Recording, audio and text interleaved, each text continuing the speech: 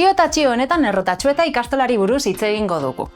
Eusko ikastolen batza elkartearen harrotasuna.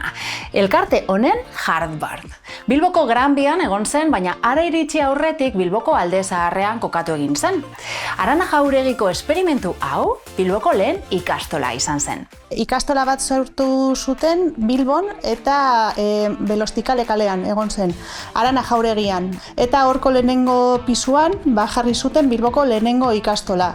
182 ume ikasi zuten. Eta hor zeuden pupitreak oso gertu bata bestearen alboan. Eta baita badakigu irakasle guztiak maistrak zirela, andereñoak, andrak. Ze gazteleraz dagoen esplanoa bakarrik esaten du sala de profesoras. Eta emakume horiek izan ziren Errotatxueta ikastolako maistrak. 1932an urrian hasi ziren Belostikalen eta urrengo ikasturtean, hau da 1933an, hasi ziren Errotatxueta eskolan. Ikastaro horren arrakastaren ondorioz urrengoa Errotatxueta izenarekin eraikin berri batean eskolak ematen hasi zen. Arkitektura aitzindaria eta metodologia ere bai. Eskola hori egiteko Bilboko andra batek utzi zituen lurzoroak.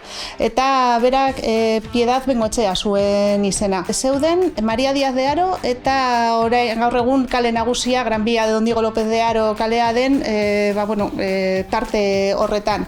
Garai hartan hori Bilboko zabalkundearen barruan zegoen, baina ondino ez zegoen eraikinik, ez zegoen urbanismoa ez zegoen eginda.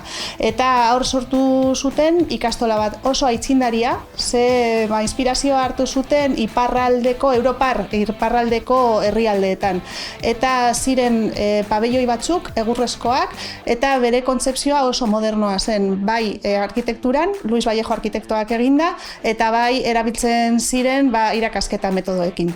Bai, nik dakidala alkarrekin ikasten zuten neskak eta mutilak, eta garai hartan nahiko aitzindaria zen irakaskuntza metodo hori.